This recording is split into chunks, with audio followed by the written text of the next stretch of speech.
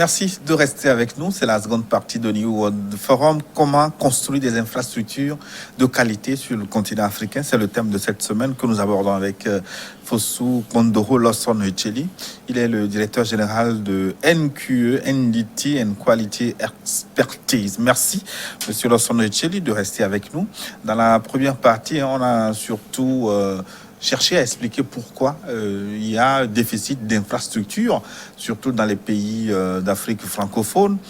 Pour cette seconde partie, ce que je voudrais qu'on attaque tout de suite, c'est le problème de qualité des infrastructures insuffisantes qui existent déjà. Donc, parce que sur le continent, on l'a dit, les infrastructures sont existantes, mais leur qualité aussi est sujette à caution. Oui, en fait, comme on dit toujours, tout dépend de la conception de départ. Vous n'êtes pas sans savoir qu'il y a un débat actuellement en cours concernant les évacuations sanitaires qui coûtent des milliards et des milliards. Mais quand on fait une bonne évaluation, avec peut-être 20 milliards, on peut commencer par mettre en place un bon pavillon de santé. D'accord? C'est une infrastructure. Mais je veux vous étonner dans l'approche que nous avons en termes de qualiticiens. Quand on a un hôpital d'un niveau donné, avec des laboratoires d'un certain niveau donné, avec des services d'urgence d'un certain niveau donné, automatiquement, dans le cadre des normes de sécurité, il faut prévoir un héliport. Cette réflexion, là sont ceux qui sont capables de pouvoir avoir ça. Quand vous faites un accident à Ouantien, on envoie une ambulance par la route et que le blessé a environ maximum 45 minutes pour être récupéré. Quel est le moyen le plus facile de l'évacuer? Hélicoptère.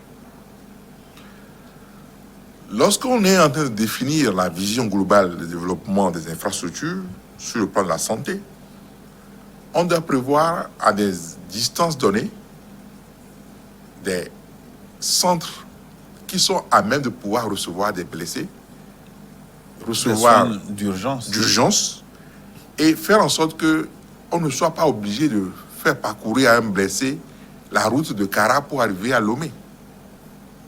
Donc, dans le cadre de la répartition au niveau du territoire, on doit avoir une vision intégrée et globalisée.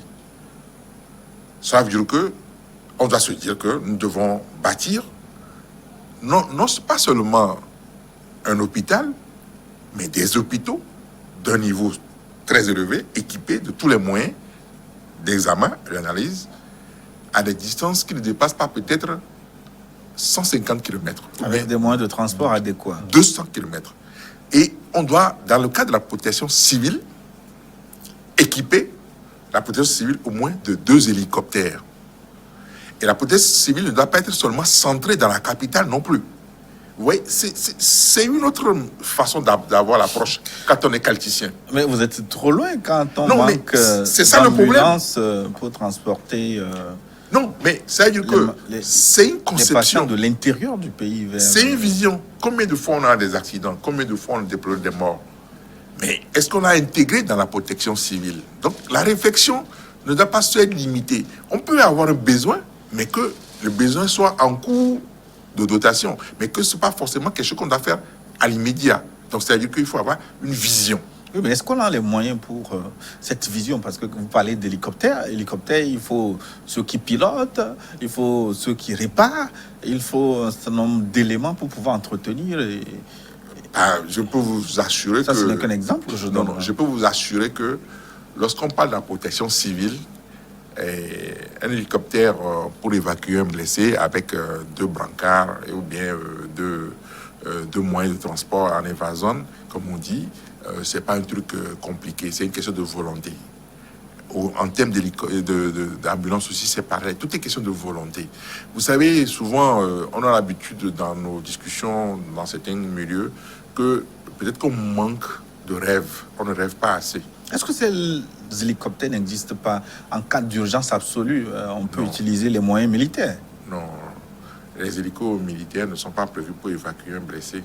Et en tant qu'experts aéronautiques, nous savons comment il faut équiper un hélicoptère pour évacuer un blessé. Les évasants, comme on le dit, que ce soit dans l'avion ou bien dans l'hélicoptère, il y a des soins à donner. non, des normes.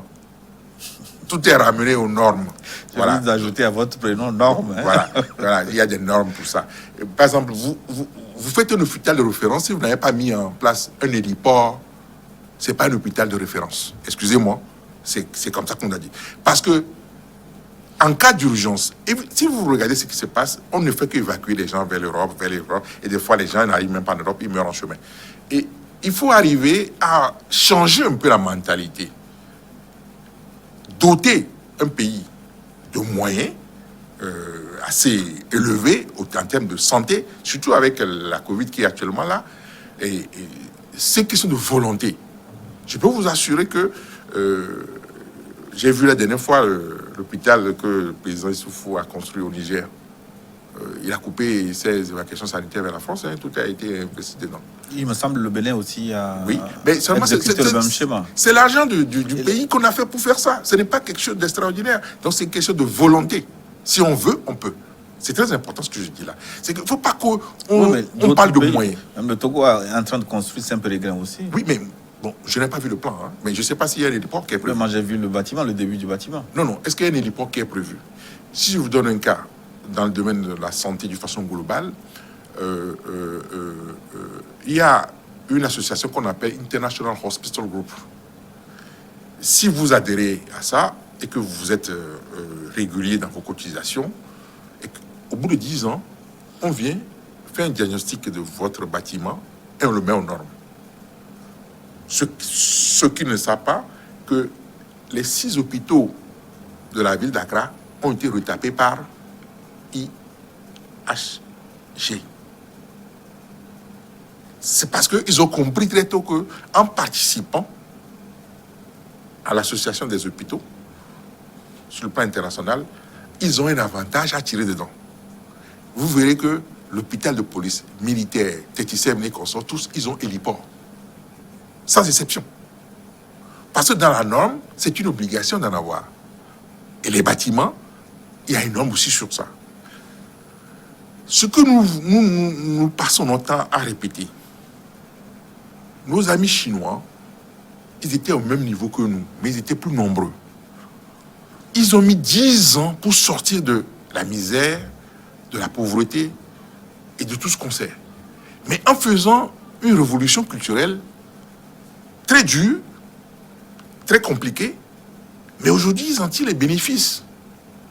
Dans les pays anglophones, si on y revient, il y a ce qu'on appelle le National Act. Tout investisseur doit avoir un partenaire national. Ça permet de créer... L'emploi? Non, pas seulement l'emploi, mais... Une expertise nationale? Une expertise nationale. Même si le gars décide de repartir, lui, au moins, il reste dans le pays. Et il devient un outil.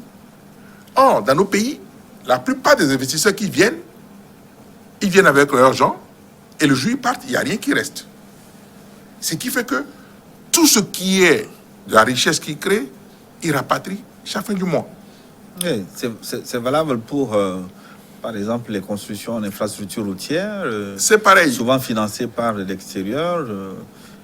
Tout l'argent qu'on leur donne. Des ingénieurs chinois, des ingénieurs français sur les routes. Bon, en fait, ce n'est pas question d'ingénieurs, mais ce que nous, on veut dire par exemple, on vous dit que le marché est de peut-être de 50 milliards. Voilà.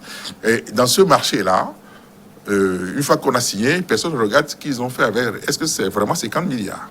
OK?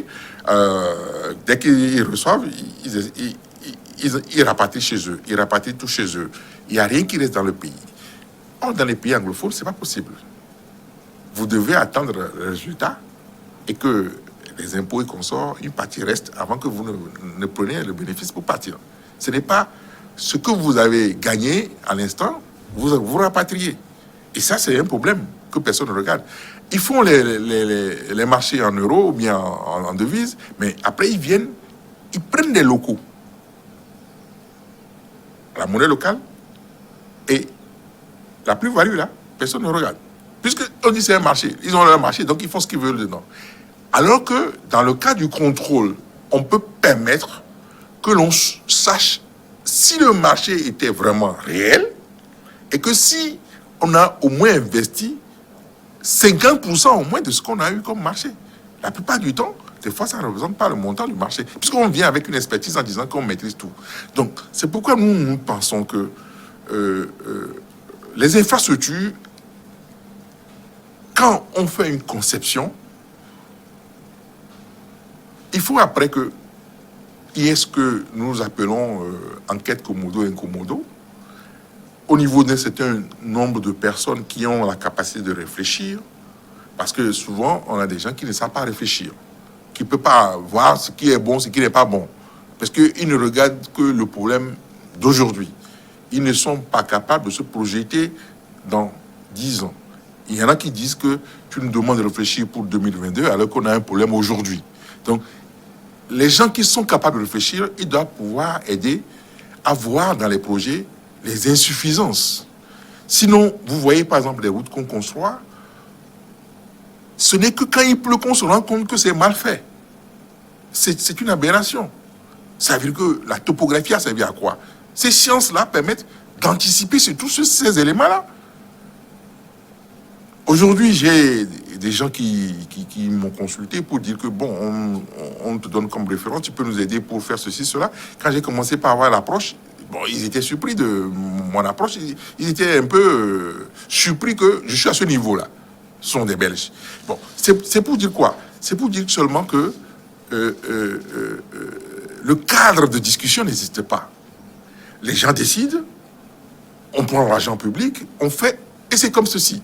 Et vous acceptez ou pas. Sinon, moi j'ai des gens avec qui je fais des observations. Est-ce qu'en 2021, on doit avoir encore les rails et les routes qui se côtoient? Non. Je veux parler de Atikoumé. Vous parlez de Lomé. Oui, Atikoumé. Une route en construction. La route en construction. Mais quand on demandait à voir quel est le projet, on dit seulement un grand boulevard de 110 mètres. Il n'y a que ça qu'on dit, mais ce n'est pas ça qui est important pour nous autres. Nous, ce qu'on cherche à savoir, quelle est la projection de cette voie? Qu'est-ce qu'on va faire au rond-point d'Atikoumé? Déjà dans les années 80, le président Yadema a dit que je ne veux pas que les rails de Sim-Togo passent sur la route. C'était en bas. OK? On est en 2021. Les rails sont encore au même niveau que les voies.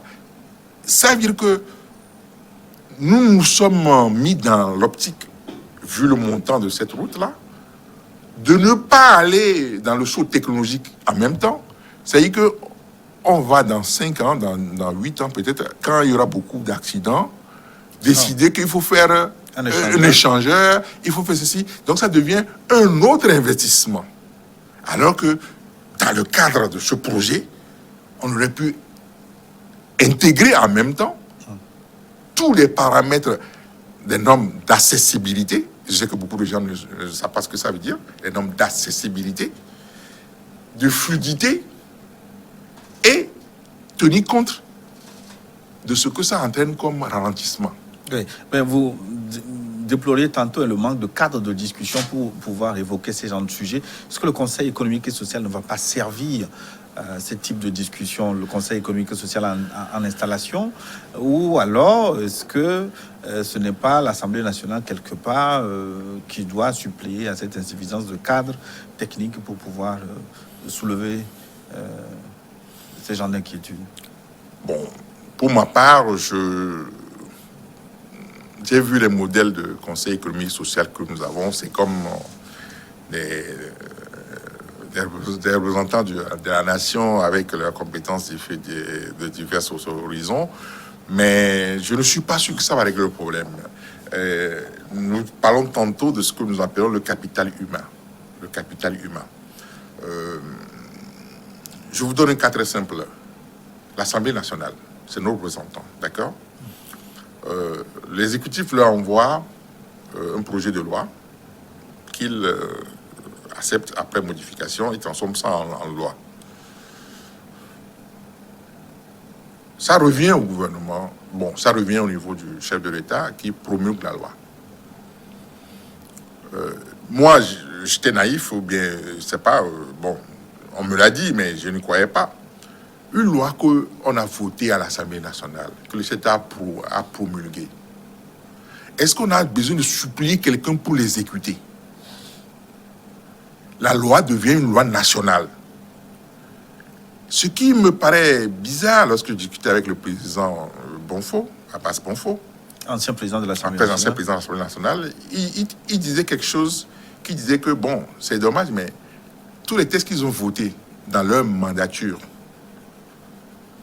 près de 60% n'ont pas été appliqués jusqu'à ce jour. Si on prend la loi cadre 2009-07 du 12 août 2009, qui devait permettre au Togo d'asseoir une base de l'infrastructure de la qualité. Tout ce qu'on discute là, c'est dû à ça, hein. C'est lié. Si en 2009, la loi a été portée par le chef de l'État, l'Assemblée nationale l'a votée, il a promulgué le 12 août 2009. Vous imaginez qu'on est en 2021? On dit qu'on va l'appliquer. On va l'appliquer. On va l'appliquer. Mais est-ce que vous comprenez que on a mis en place ce qui permet d'asseoir la base de développement sûr. Mais lorsque vous voyez des articles qui sont dans cette loi qui disent que l'État décide d'inclure dans les appels d'offres les normes, la vérification, la certification, mais que les autorités en charge ne s'y intéressent pas. Que ce soit l'ancien directeur général de l'ARMP, l'actuel, aucun d'entre eux n'est intéressé. La Direction nationale du contrôle des marchés publics, on leur apporte le test que c'est écrit noir sur blanc. Ah bon? Ah bon, le problème que nous-mêmes on ne comprend pas, on veut qu'on renforce nos capacités. Ok, mais 4 ans durant, on ne fait que se répéter. Ça veut dire que le mal est là. C'est écrit dans la loi que tout appel d'offres, on doit faire référence systématiquement aux normes et que les gens doivent faire les vérifications. C'est écrit dans la loi. L'article 4, alinéa 7 dit tout produit ou service mis en service sur le territoire national doit être conforme. La preuve de la conformité est du ressort du prestataire, de l'importateur ou de l'exportateur. Depuis le 9 mars 2019, le ministre du Commerce a sorti un arrêté, mais cet arrêté n'est pas appliqué. Vous savez, le problème de nous autres qui sommes qualiticiens, c'est qu'on a un suivi des actions et on peut dire qu'à tel moment, ceci a été décidé. Mais comment on fait pour la mise en œuvre concrètement sur le terrain? L'agence de normalisation, nous avons tout fait pour qu'on puisse mettre ça en place. On a mis en place les comités techniques, etc. Mais il y a des gens qui ne sont pas intéressés par ça. Oui, mais vous avez failli, vous aussi, parce que vous avez dirigé l'agence togolaise de normalisation. Est-ce qu'il ne vous revenait pas de faire appliquer les lois dont vous avez parlé, ou tout au moins de les vulgariser? Alors, je vous remercie beaucoup. Pourquoi je l'avais dirigé? C'est parce que quand on a un décret qui a été signé le 24 décembre 2015 et que personne n'est intéressé, on a décidé, pour aider le gouvernement, à lancer le processus de base en attendant qu'il trouve les fonds. Nous l'avons soutenu financièrement de bout en bout. Nous avons payé les cotisations du Togo à l'ISO, à l'ARSO. Le Togo a signé des conventions, a signé des conventions. Nous, ce qu'on dit, et on le répète, et si les gens veulent, je sortirai les papiers, en lançant le système et en mettant les ministres et tout le système devant leur responsabilité, je ne trouve pas normal qu'un décret crée des structures qu'on ne veut pas mettre en place. C'est pourquoi le plus important, c'est l'agence togolaise de normalisation. On a dit qu'il faut que ça voie le jour parce que ce n'est pas normal que lorsqu'on a besoin des normes pour les marchés, des normes pour les appels d'offres, on ne sait pas où les trouver. Et tenez-vous bien, AFNOR vend plus de normes au Togo que l'agence togolaise de normalisation. Pourquoi? Parce que les gens se tournent vers la France, la métropole.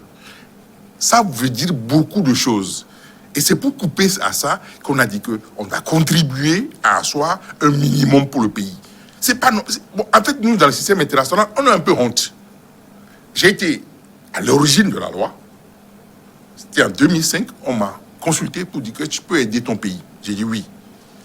quand on a fini le travail, on a découvert que ça n'intéresse personne. On est parti en atelier, les gens disent non, on n'est pas intéressé. Parce que vous avez le Conseil supérieur de normalisation où les gens ont capté juste la responsabilité, juste pour voyager. Mais le pays, il n'y a rien dedans. C'est pourquoi on a dit qu'on lance le système.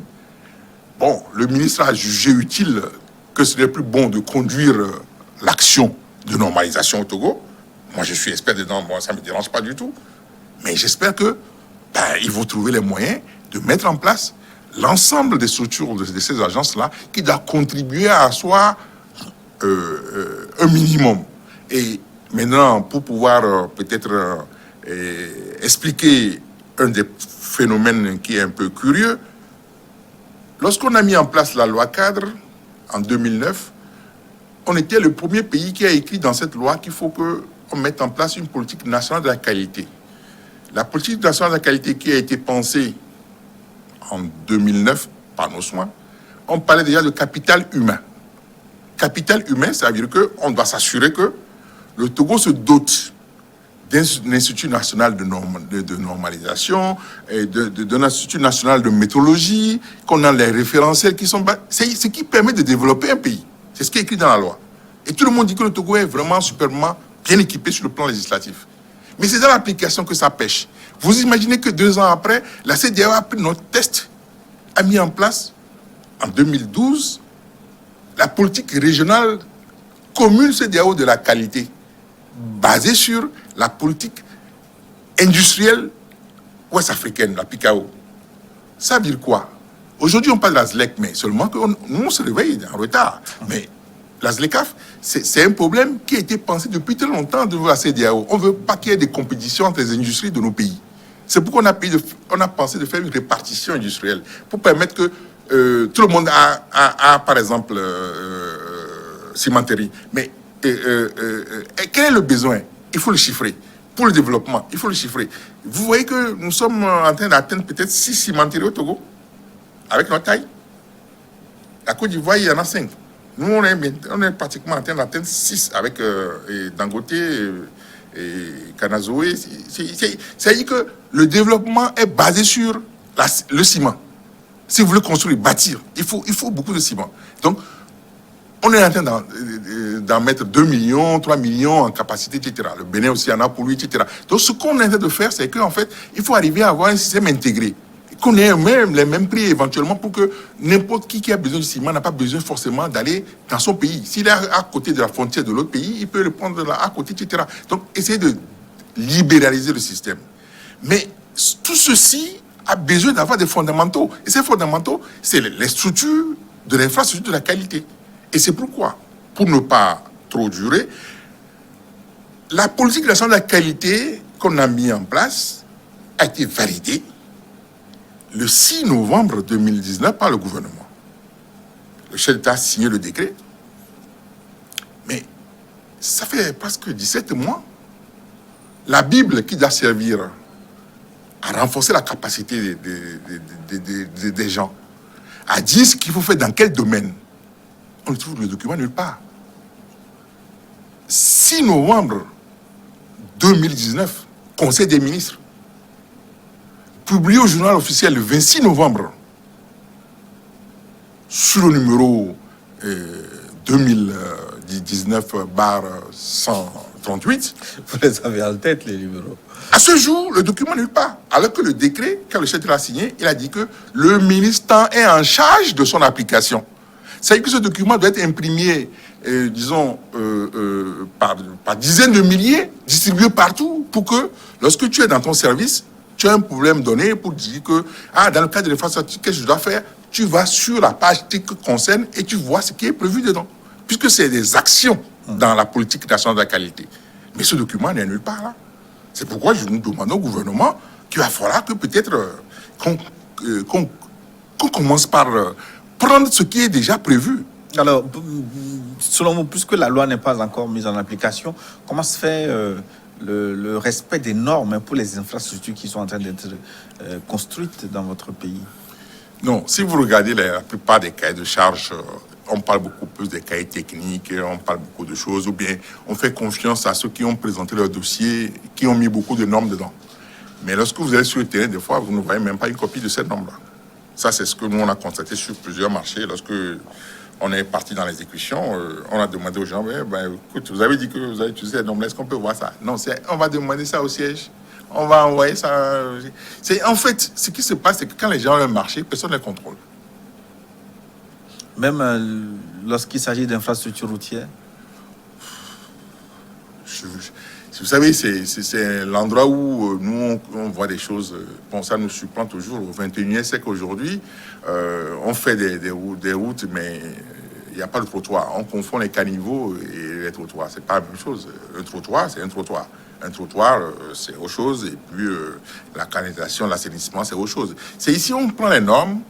Les normes qui les définissent, c'est le pays qui les définit ou la société qui construit? Non, c'est pas comme ça que ça se passe. Les normes existent dans tous les secteurs d'activité, quel que soit le domaine, même dans le secteur bancaire, partout, il y a des normes partout. Le problème est que lorsqu'on fait un cahier de charge, on dit que je veux qu'on applique cette norme-là. Si vous n'en avez pas, ce qui est dit dans le cas de l'OMC, vous prenez la norme internationale, c'est l'ISO. Si il n'y a pas une norme internationale, on vous demande de vous entendre les deux parties pour prendre une norme régionale. Par exemple, vous pouvez prendre une norme européenne à la place de la norme internationale quand il n'y en a pas. Si il n'y a pas une norme européenne, vous prenez une norme sud-africaine lorsque vous pensez que c'est applicable à vous dans le même environnement donné, etc. Donc les normes, il y en a dans tous les domaines et dans plusieurs secteurs, dans plusieurs domaines. Maintenant, la question est de savoir, qu'est-ce que vous voulez faire?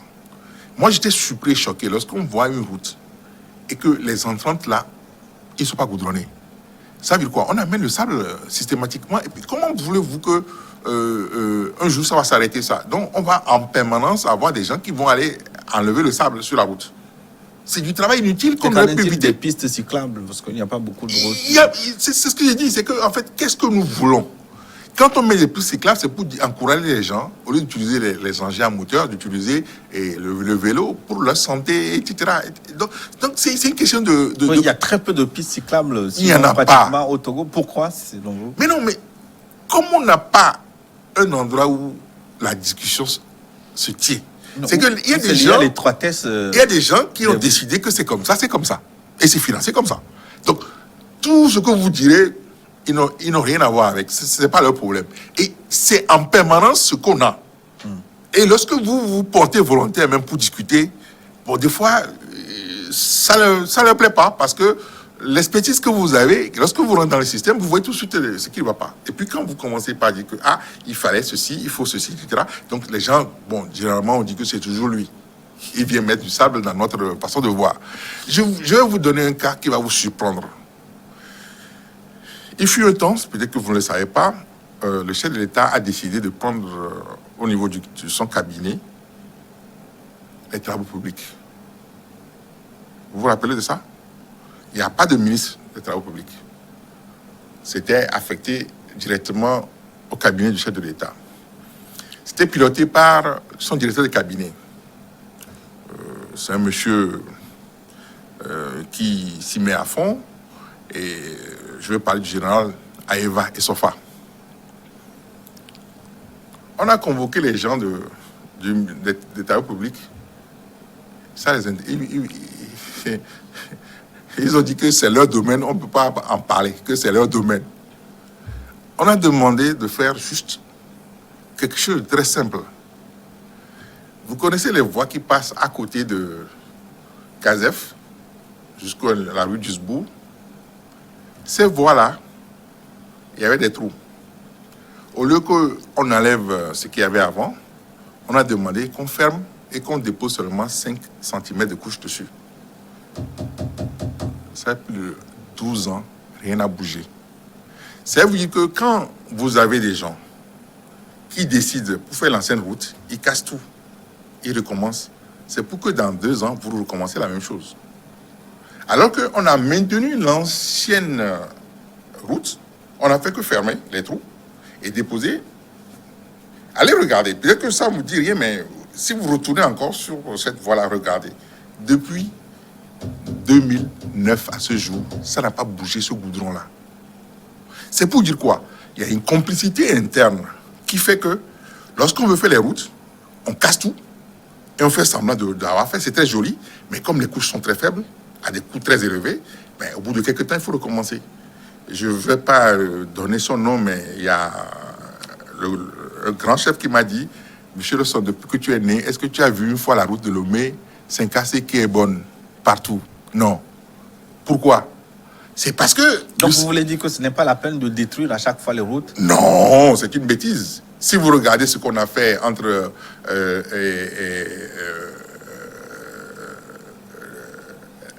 normalement, pour le schéma directeur général du corridor Abidjan-Lagos, tout doit être 2 voies. Le Togo est en train de finir ces 2 voies. Normalement, le Bénin aurait dû, dans les 5 ans, faire la même chose entre Ouida et Grand Popo. OK? Mais ils n'ont pas jugé ça priorité pour eux. Mais ce qui est sûr, ils vont le faire après. Les 2 voies, ils vont le faire. C'est une décision qui a été prise que le corridor Abidjan-Lagos doit être 2 voies. L'Abidjan fait pour lui, le Ghana fait aussi pour lui, etc. Donc, lorsqu'ils sont arrivés en 2016 au niveau de Ouida, ils ont dit que comme ce serait dans les 5 prochaines années qu'on va faire les 2 voies, pour pouvoir sécuriser la route qui quitte Ouida pour arriver à la frontière, il faut faire quelque chose. On leur a dit stop, ne détruisez pas. Qu'est-ce qu'on a fait? On a fait que fermer les trous, déposer une couche dessus. Il n'y a pas un seul trou à ce jour. Oui, mais si la route d'en bas n'est pas assez solide, non, on commence par avoir des fissurations et on met une couche supérieure. On fait un renforcement. Et ensuite, c'est bien stabilisé. Il n'y a rien de plus stable que ce qui existait avant. Quand vous détruisez, on met les excavateurs, tout ça là, c'est juste une comédie. Ça ne marche pas bien. Pourquoi on continue de détruire? Parce que moi, non, je vois mais beaucoup de routes. C'est parce la route Anéro-Lomé. Non, là, on est en train de faire les 2 voies. C'est différent. On est obligé de faire ce qu'on est en train de faire. Moi, je parle de les anciennes voies qui existent et qu'on vient casser et où on fait une déviation sur des kilomètres donnés et après, on dit que oui, on a fini. Vous allez voir que ça ne dure pas longtemps. Par contre, lorsque vous prenez, par exemple, aujourd'hui la route de Ouida jusqu'à la frontière, il n'y a pas un trou. D'accord? Avant, il y avait des trous. Mais ils n'ont pas cassé l'ancien. On a fait que renforcer ce qui existait et on a déposé maintenant une couche sur la bande de roulement. J'ai fait l'observation au Togo où je disais que comme la route de Lomé-Saint-Cassé n'est jamais correcte partout, il y a des endroits, c'est les calvaires, des endroits qui sont toujours bons, j'ai demandé pourquoi on ne demandera pas, lorsque chaque fois on veut faire la voie, puisque c'est une voie à 2 sens, on demande à l'intéressé de faire la même chose à côté. C'est-à-dire que l'ancienne voie existe et on fait la nouvelle à côté. On continue avec l'ancienne voie. Mais au lieu qu'ils viennent casser ça après, la déviation qu'il veut faire là, il fait une voie parallèle. Il y a plus de 20 ans, on aurait pu avoir 2 voies. Fois 2, Lomé, Saint-Cassé. Si on avait fait comme ça. C'est qu'est-ce qui se passe? Ils investissent en allant chercher de la latérite pour faire votre déviation. Ils installent tout ce qu'il y a dessus. Vous allez dévier pendant 1 an et demi de consort. Après, vous revenez sur l'ancienne qui sont en train de refaire. Mais ce que vous faites, il me semble que ça a été, ce que vous dites, ça a été fait, expérimenté sur la voie Lomé-Thiévier, je pense. Oui, mais... dans une certaine mesure. Actuellement, vous avez vu les 2 voies qu'on a jusqu'à Davier. Si on avait continué comme ça, on serait bien. Mais actuellement, comme on n'a pas un schéma directeur, moi, je demandais, par exemple, dans le cas du PND, le Programme national de développement du Togo, voilà, l'axe qui a été prévu pour faire les 2 voies, j'ai demandé à voir le projet. Parce que, est-ce qu'on contourne Thiévier? Est-ce qu'on casse à Thiévier? Actuellement, si vous regardez le renforcement des voies, par exemple, qui a eu lieu au niveau de Yengré et compagnie, on a tout obligé de casser des maisons. Même à Néron, on a de casser des maisons. Parce qu'avant, les voies étaient très étroites et puis les habitations étaient à côté. Donc, dans le cadre de la vision, il faut qu'on sache, est-ce qu'on va faire des contournements ou bien on va dédommager des gens qui vont aller construire ailleurs et puis les voies seront côte à côte. Moi, ce que je recommande, c'est mon avis personnel, hein, il faut faire comme ce qu'on a fait jusqu'à Davier. C'est-à-dire que les voies n'ont pas besoin d'être côte à côte. Les sens peuvent être... à 40 mètres ou bien 50 mètres de l'autre, mais faire en sorte que, bon, qu'on ne soit pas tout le temps en train de rouler côte à côte. Parce que quand vous roulez côte à côte, les risques que l'autre vienne tamponner ou bien l'éclairage, etc., c'est pas bon. Donc, en termes de sécurité routière, etc. Donc, ce que nous, on est en train de maintenir et de dire, le document de politique nationale de la qualité doit être un document qui va être distribué à tous les décideurs. J'ai discuté avec quelqu'un avant-hier, vendredi, au Cameroun. Il y a un programme qui fait en sorte que chaque ministère, ils ont obligation de former dans leur budget tout leur personnel aux normes. On n'a pas ça au Togo. Lorsque j'ai dit à un partenaire technique et financier qu'on va former environ 1000 fonctionnaires, il dit waouh! Alors vous avez décidé de nous empêcher de travailler en ce moment. Parce qu'en fait, tout ce qu'on met en place comme politique aujourd'hui, dès lors qu'il n'y a pas les normes, on sait très bien que ça ne va pas réussir, mais pourtant, les gens parlent de qualité, de développement, mais un développement qui n'est pas basé sur des normes, c'est pas quelque chose de solide. On a quelque peu évoqué, mais en parlant uniquement des soudeurs, en termes d'infrastructures, dans les travaux d'infrastructures, souvent en Afrique, est-ce qu'il y a la main-d'œuvre qualifiée? Qui sont ceux qui interviennent quand on veut parler d'infrastructures? Quels sont les différents métiers? Est-ce que vous avez la main-d'œuvre sur place? Alors, la main-d'œuvre sur place, il y a plein de milliers de Togolais qu'on peut transformer. Non, transformer, ça veut dire que ça n'existe pas. Non, c'est qu'ils ont fait une formation, un autre cursus, et maintenant, on essaie de les transformer dans les besoins actuels et à venir. Je vous donne le cas du Sénégal, que je connais bien. Il y a un programme de 2 ans qui a été mis en œuvre avec l'appui de la France pour transformer 600 docteurs en sociologie en ingénieurs. C'est docteur, il a fait 7 ans en sociologie. 600 parmi eux qui sont des, comme on dit, diplômés chômeurs. Hein? Donc vous voulez dire que les sociologues ne servent plus à grand-chose, là? Non, c'est pas ça. C'est que quand dans une société, vous voyez qu'il y a beaucoup de docteurs en sociologie, c'est qu'il y a un problème. Bon, donc on veut étudier les phénomènes, on veut voir pourquoi on en est arrivé là-bas. Mais on a vu que le besoin actuel de la zone industrielle spéciale qui a été créée à Niamniadio, je ne sais pas si vous connaissez Dakar, vous allez voir que de l'aéroport pour aller en ville, des deux côtés, à gauche, à droite, on a mis en place une zone spéciale industrielle. On ne veut plus importer du carreau. On ne veut plus importer les meubles d'Italie. On veut plus. Ça veut dire qu'on veut les faire sur place. D'accord? Donc, on aura besoin des ingénieurs en conception, on aura besoin des ingénieurs en modélisation, on aura besoin d'un certain nombre de compétences techniques. Comme les sociétés viennent s'installer, leur préoccupation, c'est la main-d'œuvre. Et cette main-d'œuvre-là, si vous avez une vision, vous savez ce que vous voulez, c'est plus facile pour vous de savoir comment trouver le groupe cible qui peut régler votre problème. Ce que j'ai eu comme expérience tout récente, c'est par rapport à nos amis éthiopiens. Dans les zones industrielles qu'ils ont créées, sur le modèle chinois, ils recrutent des gens qui sont en bonne santé, on les met en formation pendant 8 mois et on les met sur la tâche. J'ai toujours expliqué aux gens que on ne peut pas trouver des gens prêts à être utilisés. Ça n'existe pas. Ça n'existe pas. Mais quand on sait ce qu'on attend des gens, on peut identifier un groupe, les former et les mettre à la tâche. Ben, le problème, c'est que vous n'avez pas la garantie de les retenir après formation. Vous formez après? Ça, c'est le problème du Togo. Ce n'est pas spécifiquement un problème togolais. Non, on investit sur des hommes qui, après un beau matin, te disent que je démissionne, je m'en vais. Ouais. Ça m'arrive régulièrement. Donc, tu sais pas. C'est qu'en fait, les jeunes d'aujourd'hui, ils sont pressés. Pour aller où, je ne sais pas, mais bon, ils sont pressés. Ils veulent de l'argent tout de suite. Mais alors que, pour pouvoir dire que je suis bon dans quelque chose, c'est 5 ans minimum. Bon. Maintenant, bien, et je maîtrise, c'est 10 ans. Lorsque tu brûles les étapes, tu ne veux pas suivre le processus normal, tu deviens dangereux pour toi-même et puis pour l'environnement donné.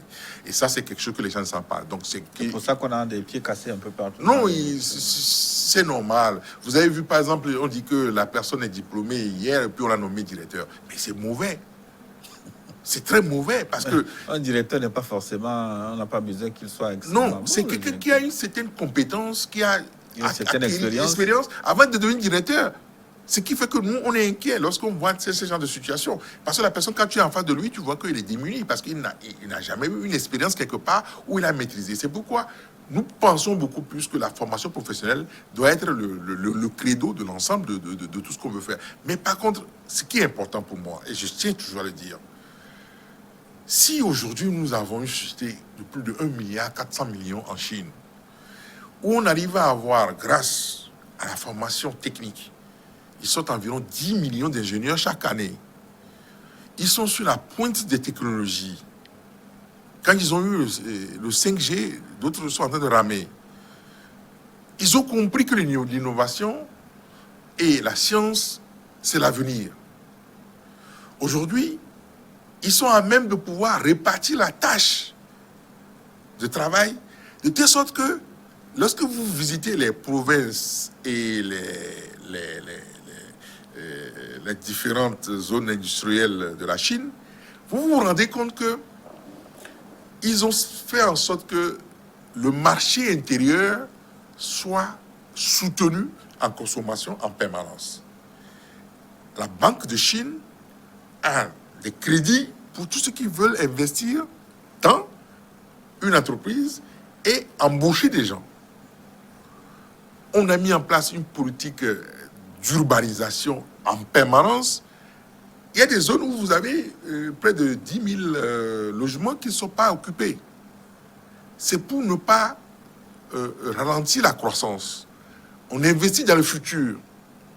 Il y a des zones où, par exemple, vous voyez, dans le cas de la vision, on met en place tout un tas d'immeubles où il est prévu les services, les industries qu'on sort, il n'y a rien dedans. Donc, c'est plus facile de s'aménager dans un espace industriel où tu as déjà le bâtiment qui est viabilisé, tu as tout, tu n'amènes que les équipements dedans. Donc, il va falloir peut-être, comme le cas de Adeti Copé, qui est le modèle en cours, qu'on puisse avoir la même chose un peu partout, dans d'autres villes, et décentraliser le système. Et tout ceci doit permettre d'éclore un certain nombre de compétences qui aujourd'hui n'en a pas au Togo. Par exemple, les soudeurs, aujourd'hui, il n'y a pas une école supérieure où on fait du soudage. Ça n'existe pas au Togo. Quand les industriels viennent au Togo, la première question qu'ils demandent, où est-ce qu'on va chercher les gens qui ont fait la soudure? Je dis qu'il n'y en a pas. Il dit, ah non. Moi, il y a eu des gens qui sont arrivés au Togo pour faire des investissements, qui m'ont contacté. On a fait les échanges et consorts, ils m'ont dit non, vraiment, ça ne les arrange pas. Ils sont partis au Ghana. Les exemples, il y en a plein. 2, il va falloir peut-être qu'on mette en place des espaces de bureaux sans retenue un peu partout. Parce que les services, ils n'ont pas besoin de venir construire. Ils ont besoin de louer. C'est pourquoi moi, lorsque j'ai eu une approche que les gens n'ont pas appréciée, parce qu'ils n'ont pas compris ce que je veux dire, on a demandé à ce que les gens investissent sur des immobiliers à Dubaï. J'ai dit, mais non. Peut-être que tu ne n'iras jamais à Dubaï, mais tu as fait un investissement à perte. Si on peut demander à FES Group de faire l'investissement des immeubles au Togo.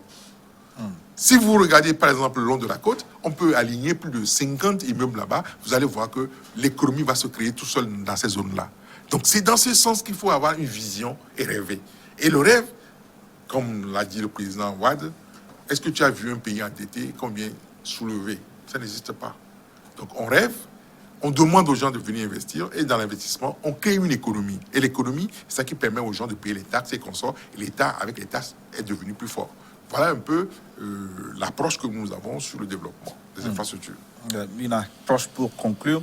Ça paraît simple, mais en 30 secondes, pour y arriver, il faut une bonne dose de volonté, comme vous l'avez dit. Et puis, Alors, c'est pas compliqué.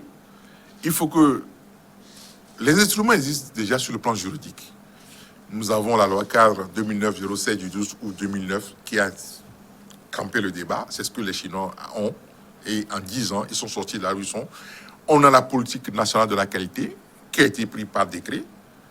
Il faut que l'État décide, dans un avenir proche, de mettre en place l'ensemble de ces structures. Sinon, nous allons continuer toujours par parler de développement, mais le développement ne serait jamais harmonieux. Quand on lance une route, on doit être sûr de ce qu'on va avoir à la fin. Quand on lance une construction, on doit être sûr. Que ce soit dans le domaine de la certification des bâtiments, dans le domaine de la certification des installations, et nous avons fait un calcul très simple du coût de la non-qualité. Au Togo, on gaspille près de 500 milliards chaque année dû à la non-qualité. Est-ce que vous êtes obligé de reprendre parfois les mêmes ouvrages? Non, mais vous construisez une maison, le plombier, vous cassez après pour refaire ce qu'il a fait. Alors qu'au Bénin, ici à côté, lorsque on fait une plomberie, on fait les tests de la plomberie avant que vous ne fermez. Nous, ici, c'est après tu vas voir que l'eau est en train de couler dans le bâtiment. L'électricité, le monsieur, il a tiré des câbles qui ne sont pas conformes. Personne ne vient certifier. Tout ceci est prévu dans le dispositif de la qualité. Mais c'est des emplois qui sont en train de dormir parce que le réglementaire ne s'applique pas.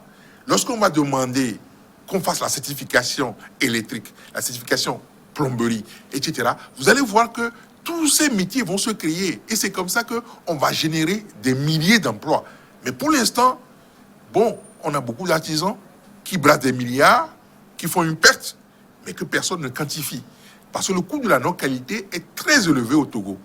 Il va falloir peut-être que les gens s'arrêtent pour le calculer. Que ce soit dans l'électricité, dans beaucoup de domaines, le coût de la non-qualité est très élevé. Et je pense que avec ces genres d'émissions, les gens sont en train de comprendre que il y a du travail, il y a des choses à faire, il y a de l'emploi qui peut être créé, et c'est ce que je peux dire en titre de conclusion. Sauf quand dans la presse aussi, il peut y avoir ce code pour la non-qualité. On espère qu'on a été aux normes. Merci d'être passé chez nous, Monsieur Lawson Etcheli. C'était un plaisir de vous avoir eu. Oui, c'est moi qui vous remercie. Ces gens pour un discours qu'on n'entend pas souvent. De plateau, on n'en a pas beaucoup au Togo, et je me réjouis que vous avez voulu aborder ce sujet aujourd'hui, et je pense qu'avec ceux qui nous ont écoutés, ils ont compris que les niches d'emploi, il y en a beaucoup, et les opportunités, il y en a beaucoup. Tout maintenant reste un peu au niveau du gouvernement dans l'application des tests qui se sont dotés eux-mêmes. Et je lance un appel au gouvernement pour que la loi cadre sur l'infrastructure de la qualité soit appliquée et qu'on ait les agences mises en place. Que le document qu'ils ont adopté eux-mêmes au Conseil des ministres le 6 novembre 2019, que ce document soit vulgarisé partout. Les partenaires de développement nous demandent à ce qu'on les associe. C'est ce qu'ils me disent à moi. Donc je pense qu'avec un peu de volonté, on peut déclencher le système qui permettra à nos concitoyens d'avoir un cadre d'infrastructure de la qualité de meilleur. Pour ne pas se sont répétés, je ne vais pas dire meilleure qualité, mais je dirais que de meilleure performance. C'est très important pour notre société. Je vous remercie beaucoup. Merci.